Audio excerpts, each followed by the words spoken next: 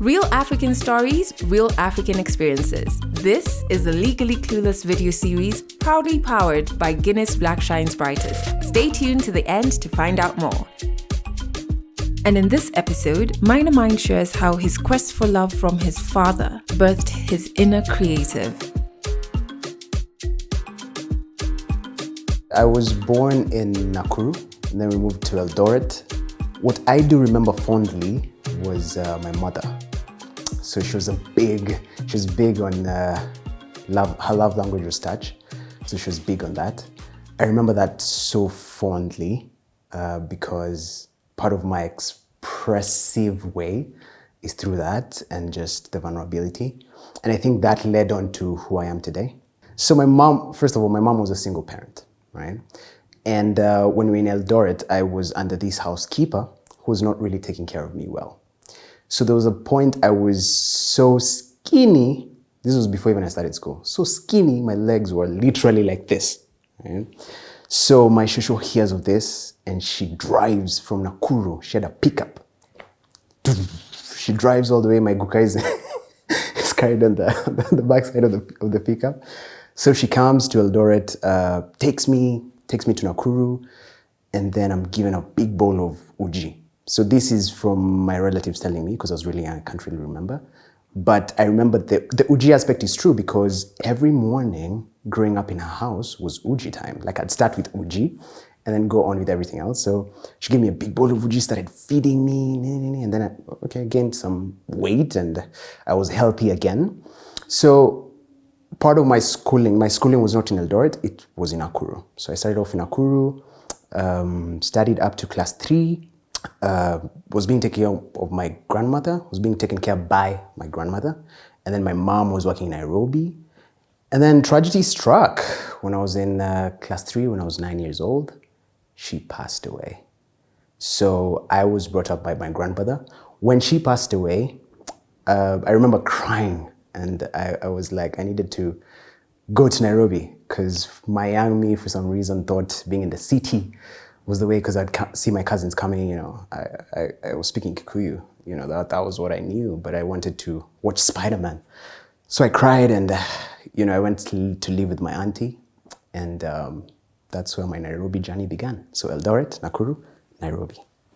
So processing grief at that age was tricky because, first of all, it was interesting. I had an event on May and I did a poem about this. It was the first time I ever addressed this. And now I can talk about it, so I'm at a good place. But at that point, I think I was more shocked at the fact that death had knocked at our door. Like there's no one I knew close to me that had died. And then this was like my mom, like I'd seen her through the sickness. She became so frail. She got to a point where she used to even walk while, bending. Like it was bad. She was diagnosed with meningitis. And she was one of those people, I think I got this from how she wouldn't open up. So by the time people were realizing she was sick, it was too late. And she passed on. So at that time, processing grief was very interesting because I was like, wait, like death, this is how death is like, You see those long convoys of vehicles, family members you'd never seen before coming to bury your mom, and you're asking yourself, what are these guys before all this? So it was more about being cognizant of the fact that death was here. And so I was more focused on that. I didn't grieve her. And I realized this as I grew up as a teenager. I used to talk to her, for some weird reason. I used to talk to her and I used to imagine her response. So I'd not really let her go. And then this one time when I decided to actually let her go and decide, she's dead, and I decided to put that away. I remember waking up sometime after she was in a dream of mine. And in this dream, I remember thinking about her, but I couldn't see her face because I'd grown. I was about 15 years old. I couldn't remember her face because the memory of her was so blurred. So even this poetry that I did on May 21st was called Fading. It's losing someone twice. So the grief process has taken up to now. I feel like I'm still allowing myself to sort of be at peace with it, to accept it, to appreciate her. So my relatives have been sending me photos because now I'm asking questions like, how was she? Because I just remember one dancing style that she had. That's all I remember. And the fact that she used to love hugging me and kissing me and assuring me and reassuring me rather and just talking to me. But yeah, so it has been a long journey grieving. Coming into Nairobi was amazing. To be honest, at that point, the only reason why I came is just to watch Spider-Man because my cousin used to talk about it and I was like, damn, is this Spider-Man here? Like, we had the CDs. So that was one of the reasons why I caused a tantrum and cried and cried. Gosh.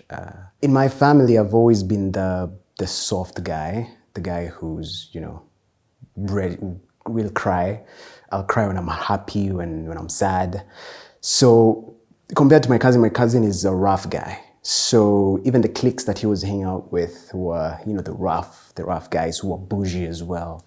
So here's a guy who had 2 front brown teeth, coming skinny, trying to fit into the clique. It took some time, but eventually I got there. And, it got to a point where I was part of the family and I was part of the gang. And we were so close with my cousin, I think even I used to refer to his mom as mom. I don't remember the last time I called her auntie. She's my mom. He's my brother. And we stayed, went through my elementary, finished. My grandmom decided we need to be thrown to Naivasha Boys boarding. And this is where the next journey begins. So at around class 6, I remember, so my mom had 2 sisters and 2 brothers. She was the firstborn. So there were 5. Yes, so there were 5. So I was staying with one of her sisters, who is the second-born. But the third-born, actually the fourth-born, was working at Barclays. Coincidentally, my dad was a manager at Barclays. So this my auntie told me later on, but she said when your mom died, one of the things she told me is make sure Kevin finds the dad because my mom was single. So when I'm in class 6, my auntie comes and is like, so hi, would you like to meet your father? The only thing I knew was my dad's last name. That's all I knew because my mom, when she was still alive, she would toy around that, your dad is this. I'm like, okay, so I have a dad. So I meet my dad in class 6, 5, around there. And the first thing I remember, I was still in Naivasha boarding, I remember being so amazed by how much he looked like me. Like I was like, oh my, like it was so cool. It was so cool just watching him and being like, whoa, he's dope. And then he was driving a Mercedes, so I knew, yeah. So meet up my dad. It was a flip side of the coin because part of me was really angry because I saw my mom she went through a lot. She sold everything. By the time she was passing away, we were living at her cousin's place. So part of me was angry because I was like, where were you? But the other side of me was happy and sort of knew this was the beginning of a new life. So I started a prayer that I used to have. I was like, God, just help one day I go leave my dad, because there's something about hopping from one home to another. When you close this holiday, you're going to your shosho. The other holiday, you're going to your auntie. You don't really have a place. Everyone tells you, you can call me mom, which is a good thing because you have many moms. But as a child, you start even having compartments in your brain where these problems are for this auntie, these problems are for this auntie. So it was always a situation where I was always the kid who, Kevin, what do you want? Whatever you can. Like it took me a while to start realizing that you can actually ask for help. You can actually say this and what you really want instead of letting people drive or just treat you as they are willing to, simply because you feel like you are like a problem in their life. Like if I wasn't there, they probably didn't have to split the budget. So at this point, I'm like, it's my dad. I need to go live with my dad. Because that's where I belong. So went through primary school, And then in class 8, when I was finishing my KCPE, so everyone is scrambling to find a school, which, by the way, I performed very well. I won't tell you what I got, but I really performed very well. So I think my dad saw that as an opportunity, and he called my shosho, said, I have a school. It's in Nairobi. So I went to Aga Khan High School, Nairobi. It's about 15 minutes from where we lived. So everyone knew what he was doing. But I feel like even when we talked about it as a family, it was a good opportunity for me to finally have the chance to go live with my dad. And you can imagine at this point, there's friction. Both families, there's the idea that, okay, Kevin needs to go stay with his dad, but there's the idea that there's history here that we do not like. So my auntie talks to me about it. She she really talks to my grandmother and tells her, there's a good opportunity for Kevin. And voila, pack my bags, heading again to Nairobi, this time in a bougie place, Westlands, I get there, I meet my 2 brothers. I'm like, oh, okay, so I have brothers now. I meet my stepmom. I'm like, whoa, okay. So we, now that is another story about now trying to fit into that place, because I'm from Naivasha Boys Boarding. Now I want to give you the picture. From Naivasha Boys Boarding, these are public boys boarding school. The environment there is crazy. You have to be hardcore survivor. Now remember how I was a soft kid? Now coming to Aga Khan High School, now I was, I was the brewy guy, like the bad boy. Aga Khan High School is a mixed international private day school. So we have 2 aspects. We have girls here and the fact that I'm going home every day. So there's the risk of being spoiled and there's the risk of being distracted, which happened immediately. I get into class, I'm shy, and I remember this one time a girl came and touched my shoulder. She's like, hi, what's your name? And I'm like, oh, my name is Kevin. And I don't know what I said, but I made her laugh, and that was it. I was like, I can make a girl feel this way, done. I used to have a schedule of how many girls I'm gonna make smile the next day. It was crazy. Now my dad is, because this is the next part of the story, my dad is very, the guy, academics, you need to be doing this, you need to be going. So my academics obviously started dipping. So I'm having a hard time settling at home because it's a new environment. I'm trying to really fit in. I'm trying to really act cool, working in the estate, show people that, I've been here, because guys were like asking my little brothers, oh, this is your big brother. Kwani, where has he been? I'm like, yeah, I was studying in another country. So decided came back. I was really trying. In school, I'm trying to fit in. I don't want anyone to suspect where I'm from, my past. I'm trying to really, when kids are talking about their dads and everything, I'm like, my dad. I was one of those kids that was always excited to see their dad coming to school, because I never took that for granted. But now, since my academic were dipping, my relationship with my dad became very, very difficult. And I started becoming, I was really focused on getting girls to be my girlfriends. Sigh. And the education didn't really matter to me. So we get into this very salty relationship with my dad.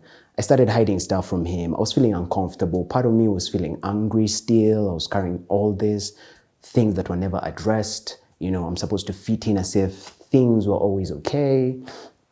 So we got to a point where I'd hear my dad come to the parking lot and I would leave, and just go into my room, hide myself. There are days would go weeks, days on end without even speaking a word to each other. And part of it was, when I think of it in hindsight, being a child and just thinking like, everything and this guy doesn't know anything. What is he telling me? Where was he all this time? I know what I'm doing. And still being part of me being entitled to the fact that you're my dad. You're supposed to make up for the time that, So it was really tough because, and sometimes I tell this and people may not understand, but for me, the relationship with my dad was very core. In my heart, I craved it. There's a time I sat him down and I was crying and I was like, you don't say hi to me like you do to my brothers. Like those tiny things, like, coming to my room and saying hi, those tiny things were very important to me. And I always felt like they were not given to me as they were supposed to.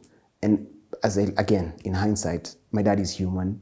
He has this new child that he had years back, and he's trying to really bring him home. And I am being closed, expecting him to still open up. It was very chaotic in my head. So it got to a point where around my third year, I remember being in my room and crying and asking God, please, I don't know what's right, but I do know what's wrong. And I know what I need to focus on. I just need a relationship with my dad. I just need to be his best friend.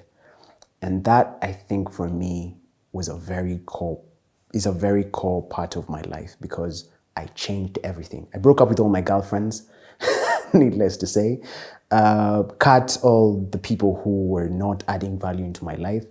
And I started really focusing on what was important at that time. It was my books. If I didn't like it, I'll do that and get done with it. Really rose top of the ranks. I became a class prefect, started topping my school, top 5. And, as fate would have it, my dad and I became close friends. We were, he was finally smiling. He was finally, nodding and giving me those signs of approval, because I was becoming the child that maybe he had envisioned me to become, or he wanted me to become. And we are best friends again. Now, we're living happily ever after, in quotes, and my Form 4 comes. I'm doing my KCSE, very dedicated. Again, I pass very well. I won't tell you what I got, but university were calling me, guys. And so my dad had other ideas. She wanted me to attend Strathmore University.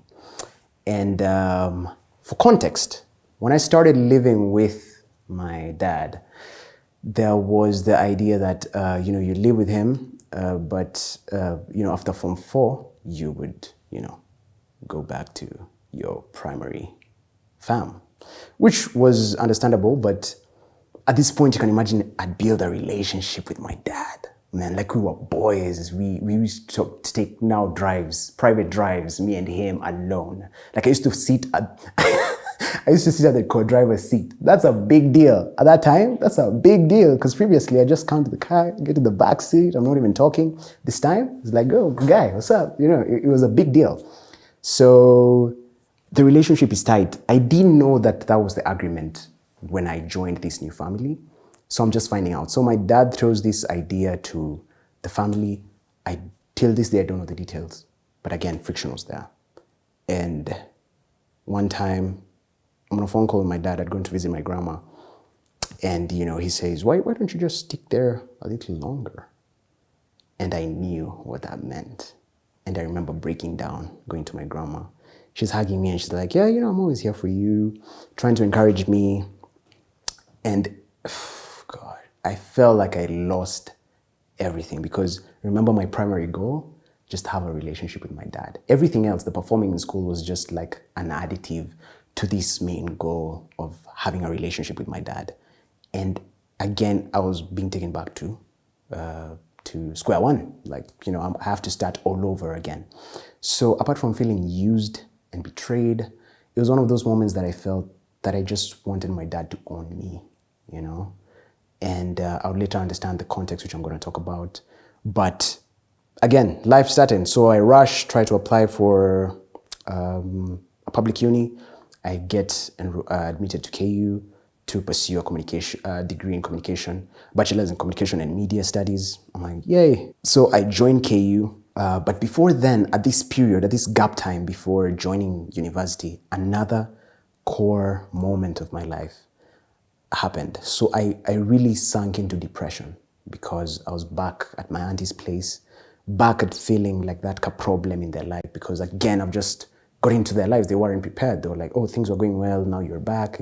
Of course they wouldn't say it that way, but you can have a sense of like budgets have to be rearranged. So I used to stay at home and I'm really depressed and I'm really thinking, And that's when I started creating content. So one time in my room, I remember recording a video. I was speaking in a Luya accent. And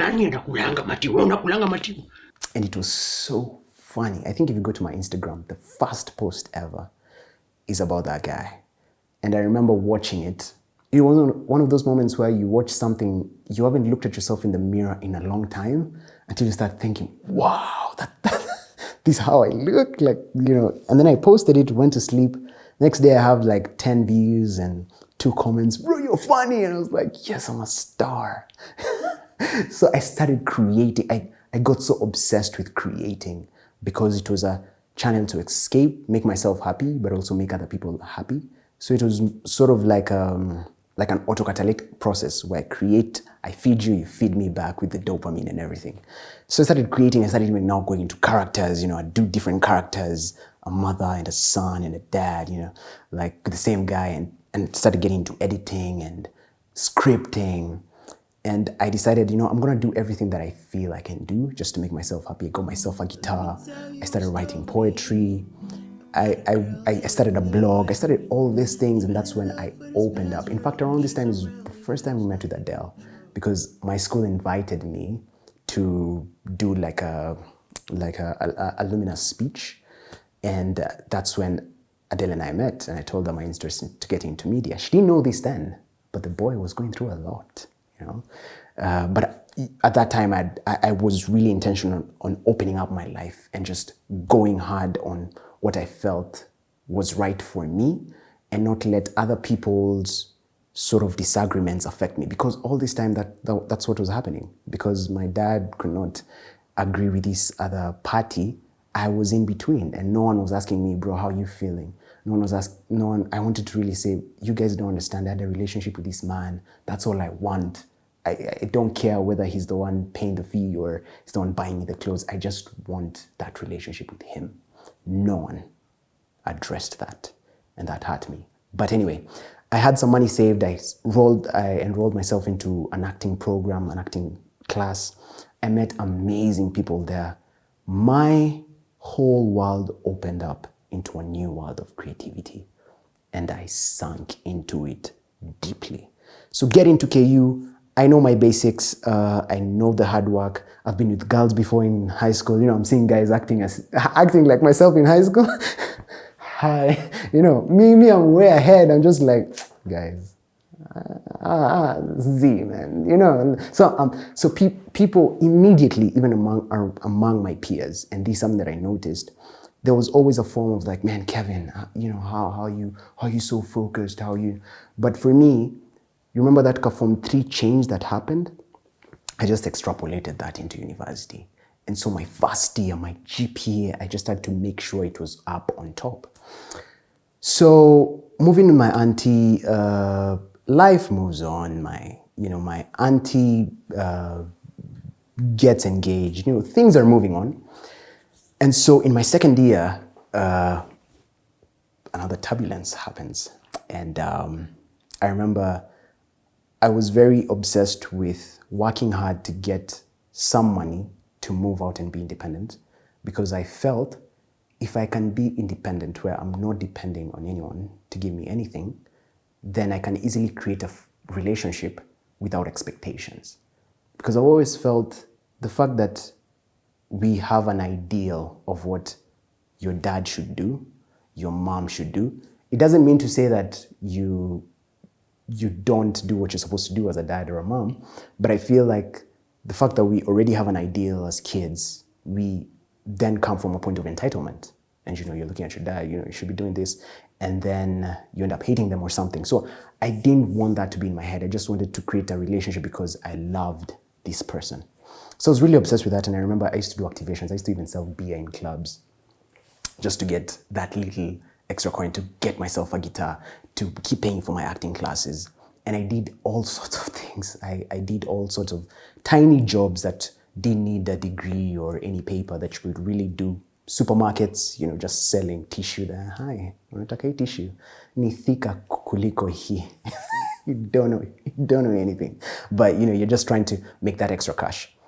So one time, because things are happening for my auntie and things are moving on, she says, you should think about moving out.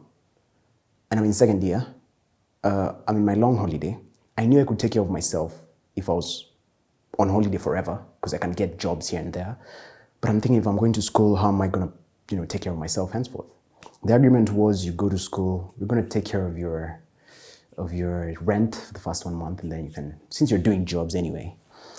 So that was the other point where I decided, let me call my dad, because I kept on thinking about it, and I was like, this guy is alive.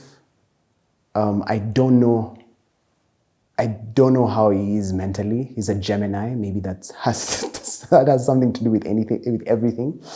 I decided, let me be the bigger person. So this time I was looking for a job at Kahawa and Dani. I was looking for a house at Kahawa and Dani. It was a tiny house. It was like 3 tiles width wide.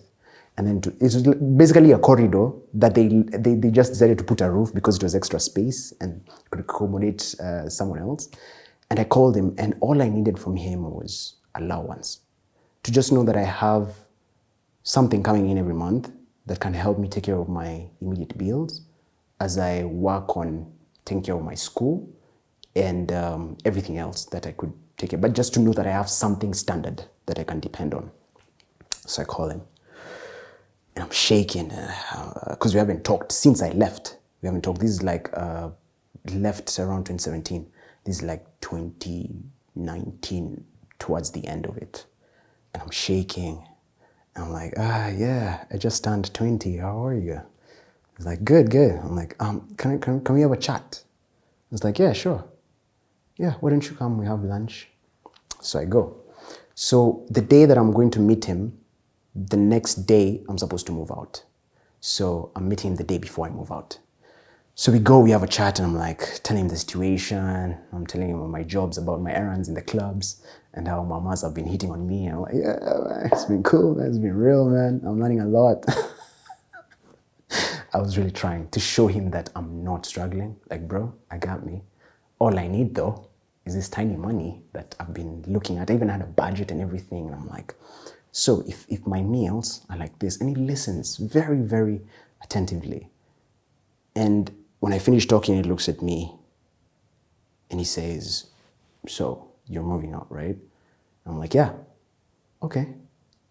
So how about instead of going, you just come? Like, instead of going where you're going, just make a detour and come, because you're moving out anyway. I was like, yeah. Is that an option? I was like, that has always been an option, Kevin. I was like, okay. So I go, pack my things, and I remember as I'm leaving that next day at the door, I look at my auntie and I'm like, oh, by there, I'm not going to the house, I'm going to my dad's. And I see the horror in her face, and it's chaos. I would later understand when, years later, we talk about this, and just because of that idea that this one party was winning, that was the whole chaos around her feelings and everything, and the pressure that she had in her life. And so I'm moving back into the house, and we had a conversation with my dad, and he talked to me about the dynamics of the family and how he was my dad, but even he could only do too much to sort of say, I want this for Kevin, but if you guys are not willing to sort of have that for him, that is okay.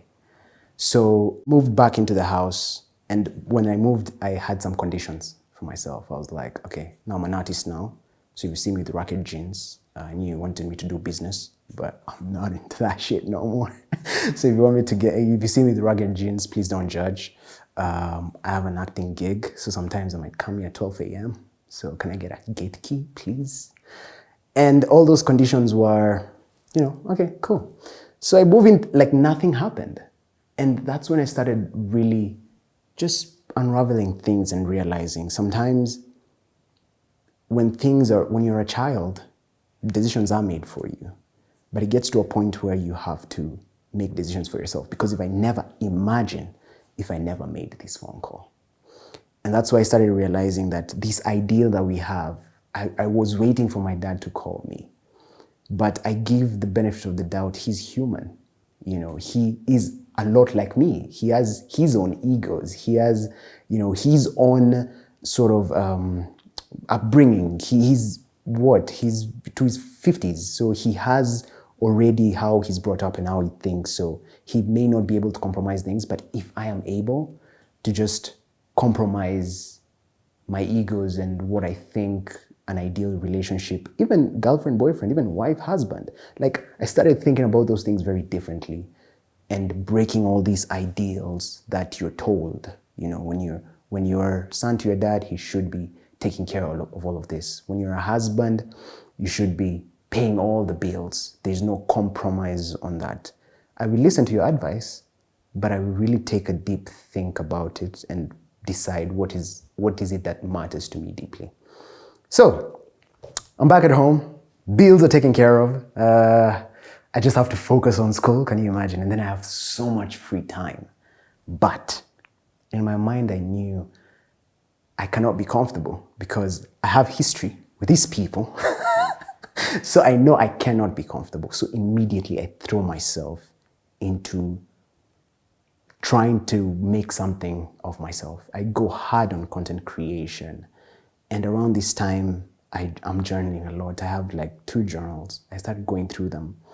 And this is where Maina Mind is born. So I came across a piece of content online by a guy called Matthias J. Baker. He's a psychologist. And he does the same type of content that I do, only that he's a psychologist, so he gives advice. But it's just watching the cinematic bit of it, such that even though I have nothing important to say, people will watch me because the quality is good, the lighting is hitting me nicely, my eyes are shining and whatnot. And I made a commitment, I have to say, for a camera to just create whatever I'm seeing here, because it looks so easy to do and I already have it in my mind. And so that's what I did, saved up for a camera. Before I did, I went to pitch to my dad. I had this long pitch once again, because this guy is tough. And I pitched to him and, I'm there, I'm giving my points. And he asked me, what's the business return on this?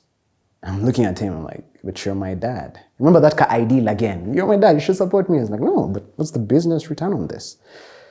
And he tells me, when you have that cleared, like the business return, come, we talk about it again. So I'm like, okay, adios, my guy. I just want to create content and have fun. So I decided to save. I saved for 2 years. And last year, June, that was my 22nd birthday. I had enough money to buy a camera, to buy lighting, to buy sound, to just set up something in my room. And I remember telling my dad, and he was like, who are you? Who are you? So did that, got my first camera. I started recording the first videos, but they were so vulnerable that I used to keep them for myself. So around this time, I'd been trying to get to get a position at Nation Media Group, because I was really passionate about I started writing for the paper, the opinion section, because it's always open. I just started writing on that just to be on their portfolio, not really to write and, just to show them, guys, I'm writing. So you just call me one of these things. But I used to take my CV and pitch ideas to them, because I really wanted to, as soon as I can, just be able to fend for myself. So even though I'm staying in this roof, if I'm told to move out, I have enough money to take on myself for 6 months without doing anything. So that was always the back of my head. So I get this camera. The first video I did was about rejection, because I'd just been from an interview at Nation and I'd been rejected badly. So I did that video and then I put it for myself in my drive because I couldn't post it. It was too vulnerable. And I started doing videos, but I used to put them for myself as video journals. So I would rewatch them. And then this one day I decided, let me post this. Took it out, put some music underneath, edited it nicely, posted it, went to sleep. I kid you not that the next day, I had about 50 new comments on that post alone and like 100 new followers. And that's when I knew this was it. So every day I started posting content. And I started becoming very intentional about reading books, because this content has to come from somewhere. You talk about love so much, you have nothing else to talk about because your experience is so tiny. You now start looking for books that can feel into your perspective. And I started being very intentional about reading. I read this one book that changed my life. It was The Monk Who Sold His Ferrari. That changed everything. So I was very intentional. For the first time, I felt like I was owning my life. I was waking up early. I was writing. I remember one time my dad found me at 4 a.m. journaling. And it's like, is that schoolwork? I'm like, no. So he woke up at 4 a.m. to just journal. Like it was such a new idea to him. I think he was like, whoa, there's something here. And that's what I focused on, just building myself and expanding my perspective. Started going to schools to give speeches. Went to Nation every single day, even though they were telling me no and telling me to leave my CV there. Eventually they called me, and the rest in that area is history. But I was very consistent with Maina Mind, and it grew to what we are today. We have merchandise, so you can copy yours. Yeah, and that has been, and here I am right now. My dad and I are best friends. I'm creating from a point of happiness now than previously. It was always about, like I could only write when I was heartbroken. Like I was like, okay, I need to be creative. Then I put some depressing music and I go low and deep and sad.